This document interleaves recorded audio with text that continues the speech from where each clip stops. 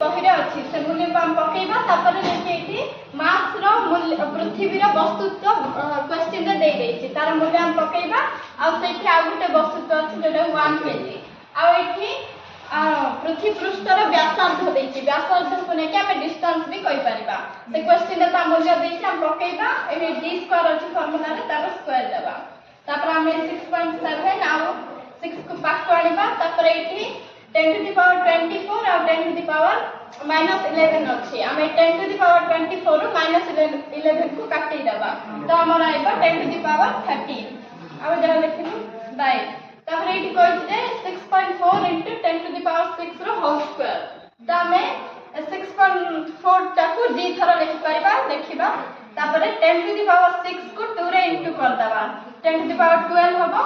तापर 6.7 और 6 को इंटू करले 4.202 बाहरिबो आ 10 to the power 13 बाय 6.4 और 6.4 को इंटू करले 14.96 बाहरिबो लिखिबा तापर इंटू 10 to the power 12